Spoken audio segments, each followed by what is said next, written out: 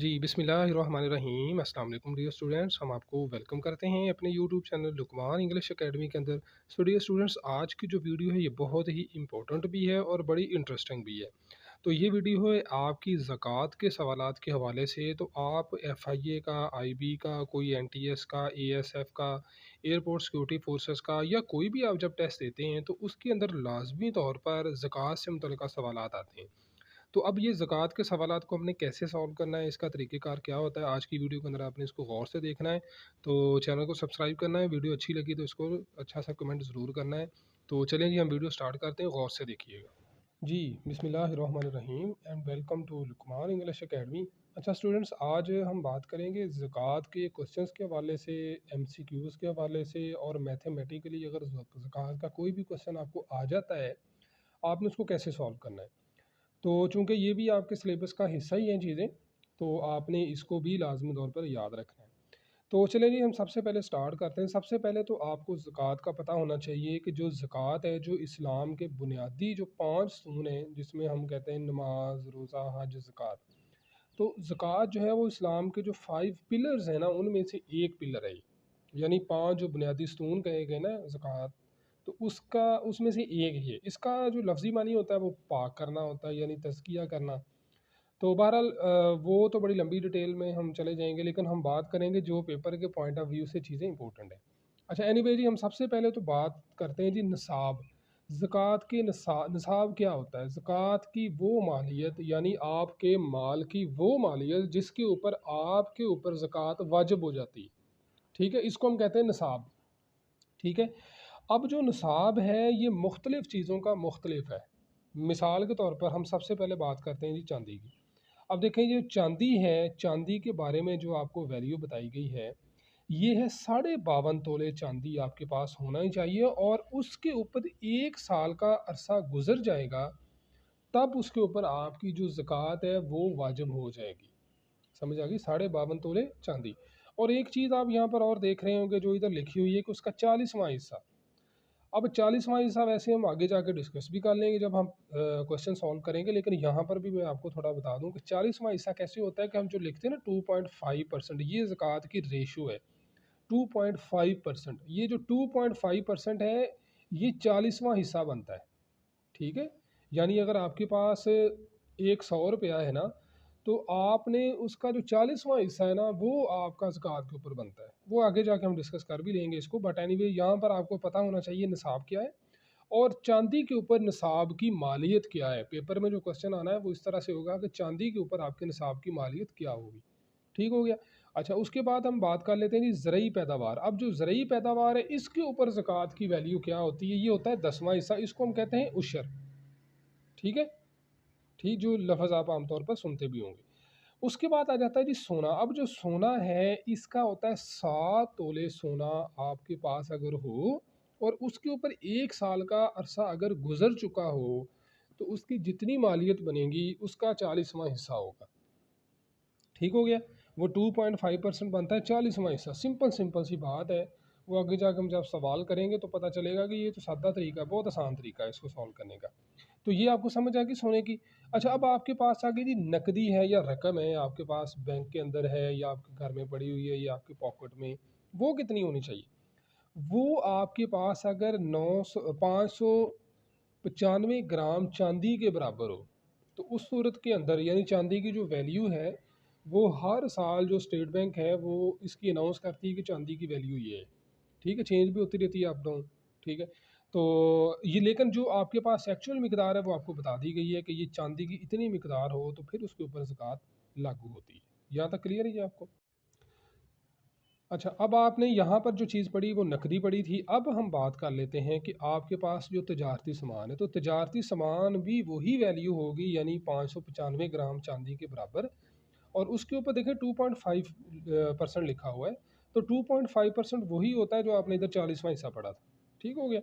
अच्छा, उसके बाद है जी आपके पास अगर भेड़ और बकरी है, ये जो देखें ये चीज़ें वो हैं आपके लिए जो पेपर के अंदर आती हैं और डेफिनेटली आती हैं। आपसे पूछा जाता है कि भेड़ और बकरियों की कितनी मिकदार होगी कि आपके ऊपर ज़कात वाजिब होगी, तो वो कितनी मिकदार होगी वो भी बता दी गई है। वो क्या है जी, कि कुल 40 हों तो एक पर ज़कात लागू होगी। यानी आपके पास अगर भेड़ और बकरियां आपके पास ये 40 हों तो आपके पास 40वां हिस्सा है ना, तो एक आ जाएगी। 120 हो अगर तो दो जानवर हो जाएंगे। ठीक है जी। तो ये देख लें ज़रा कि जी अगर आपके पास 120 हो रहे हैं तो दो जानवर देना होंगे। इसी तरह से 200 से ज़ायद जानवर हों तो तीन जानवरों पर ज़कात लागू हो जाएगी। ठीक हो गया। ये आपने जहन में रखना है, थोड़ी सी तरतीब ज़रा चेंज है। ये नहीं कि अगर आपके पास 80 हैं तो फिर उसके ऊपर दो हो जाएंगी, बल्कि 120 के ऊपर दो होंगी। और इसी तरह अगर 200 से ज़ायद हैं तो अपने तीन जानवरों पर आपकी ज़कात होगी। ये भेड़ की सूरत में भी और बकरी की सूरत में भी। ठीक हो गया। अच्छा, चूंकि ये चीज़ें इसलिए इंपॉर्टेंट है मैं इसको बता रहा हूँ क्योंकि मैं कुछ पेपर देख रहा था तो उसके अंदर ऊँट के बारे में लिखा हुआ था, जानवरों के बारे में लिखा हुआ था कि कितने जानवर कितनी बकरियाँ हो तो उस पर ज़कात वाजिब होगी, और कितने ऊँट हो तो ज़कात वाजिब होगी। तो इसलिए मैं इसके ऊपर ज़्यादा जोर दे रहा हूँ। अच्छा, अब आ जाते हैं जी हम ऊँट के ऊपर। कुल 5 ऊँटों पर एक जानवर की ज़कात लागू होगी। अगर आपके पास 5 ऊँट हैं और 1 साल वो आपके पास रहे हैं, उस सूरत में आपके पास एक के ऊपर ज़कात वाजिब होगी। ठीक है जी।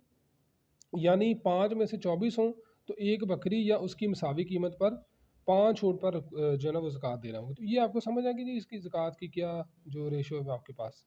ठीक है। अच्छा, ये जो रेट्स हैं ना ये वैसे चेंज होते रहते हैं। ये मतलब कह लें कि कुछ तो ऐसे हैं, जैसे चांदी की बात हो रही है वो तो चेंज होता रहता है, लेकिन जो भेड़ और बकरी है या ऊँट है इसकी मिकदार के ऊपर होगा, इसकी वैल्यू के ऊपर नहीं होगा कि इसकी मार्केट वैल्यू क्या होगी। समझ आ गई ये आपको, इन चीज़ों की समझ आई बेसिक्स की। अब जब हम आगे चलेंगे क्वेश्चन की तरफ तो फिर आपको चीज़ें ज़रा समझने में आसानी हो जाएगी कि हमने फिर अब जो ज़कात है वो किस तरह से हमने चलना है और किस किस को देनी है। अच्छा, अब आ जाते हैं हम जी कि ज़कात का, हमने ज़कात किन किन को नहीं देनी। ज़कात हमने किन किन को नहीं देनी, फिर हम पढ़ेंगे ज़कात किन को देनी। सबसे पहले तो आपने ज़कात उस बंदे को नहीं देनी जिसके पास इतनी वैल्यू हो, जो हमने पहले पढ़ी थी 52.5 तोले चांदी हो, या इसकी जो असल रकम है इसके मुताबिक उसके पास पैसे हों। यानी जो बंदा साहिब हैसियत है उसके ऊपर सादा लफ्ज़ों में ज़कात नहीं होगी, उसको हम ज़कात नहीं देंगे।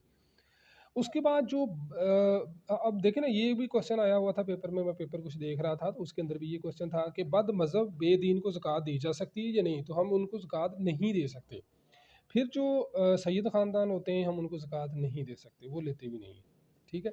वालिद और वालदा को आप ज़कात नहीं दे सकते, ये ज़हन में रखें। ठीक है।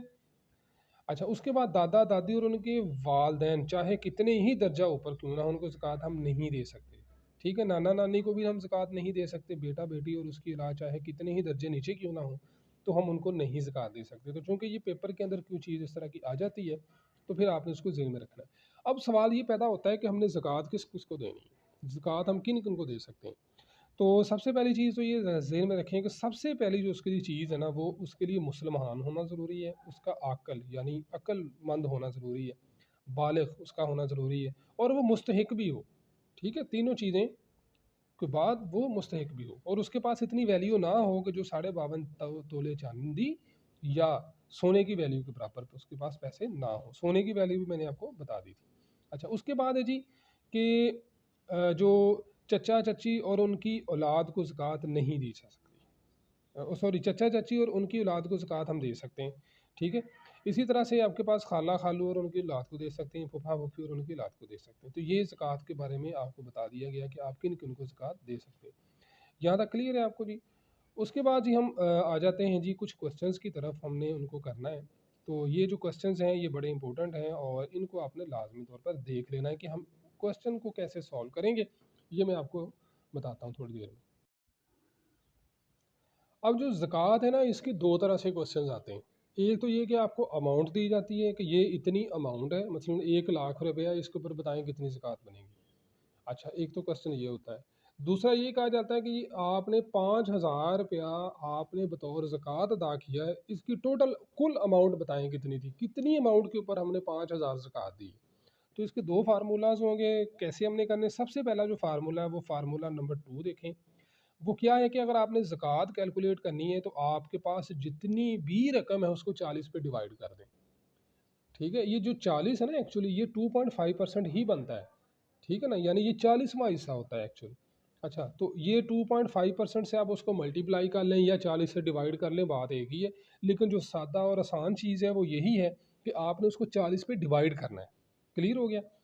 एक तो ये चीज़ आपको समझ आई कि यानी अगर आप फार्मूला नंबर 2 मैंने पहले बताया कि आपने ज़कात मालूम करनी है, तो आप टोटल अमाउंट को तक़सीम कर दें 40 पे। दूसरी बात ये है, अगर इसी फार्मूले को देखें कि आपने ज़कात 5,000 अदा कर दी और वो कितनी टोटल रकम थी जिसके ऊपर आपने 5,000 ज़कात अदा की है, तो वो जब फार्मूला हमने निकालना है तो वो हम क्या करेंगे, ज़कात को 40 से मल्टीप्लाई करेंगे, डिवाइड नहीं करेंगे। ठीक हो गया? तो अब हम कुछ क्वेश्चंस कर लेते हैं ताकि हमें पता चल जाए। अच्छा, अब क्वेश्चन नंबर 1 देखिए, ये 2.5% की ही बात हुई थी जैसे मैंने पहले आपको बताया था। अब हमने क्या करना है जी, क्वेश्चन नंबर 1 है हमारे पास। फाइंड द अमाउंट ऑफ ज़कात ऑन 11,040 रुपीज़। 11,040 रुपीज़। आपने 11,040 रुपए के ऊपर ज़कात मालूम करनी है कि मैं इसके ऊपर कितनी ज़कात दूंगा। ठीक है? तो सिंपल जो फार्मूला हमने ऊपर पढ़ा था ये वाला, कि टोटल अमाउंट को हमने 40 पे डिवाइड किया तो हमारे पास ये हमारा आंसर आया। इतनी ज़कात मैंने 11,040 रुपए के ऊपर देनी है। ठीक हो गया? अब जो दूसरा फार्मूला हमने पढ़ा था उसको भी देख लें, क्वेश्चन नंबर 2 देख लें। फाइंड द टोटल अमाउंट, हमने वो टोटल अमाउंट ऑफ ज़कात मालूम करनी है। अच्छा, अब टोटल अमाउंट हमने निकालनी है। इफ़ ज़कात इज़ 315 रुपीज़, अगर ज़कात जो है वो 315 रुपए है, तो कितनी अमाउंट के ऊपर हमने ज़कात दी है? हम क्या करेंगे कि 315 को 40 पे मल्टीप्लाई कर देंगे तो 12,600 रुपये है। आई होप कि आपको इसकी भी समझ आ गई होगी। इसी तरह से ये क्वेश्चन है, इसके ऊपर भी आपने मालूम करनी है ज़कात, तो सिंपल सा हल है, आप इसको 40 पे डिवाइड कर दें तो आपका आंसर आ जाएगा। ठीक है? और इसी तरह से आपने अगर इसी की ही वैल्यू निकालनी हो कि आपके पास कोई आ जाए जी, आपने अमाउंट, आपने टोटल अमाउंट निकालनी है। इफ़ ज़कात वाज पेड 5,680 रुपये हों, तो आप उसको मल्टीप्लाई करें 40 से तो आपकी वैल्यू आ जाएगी।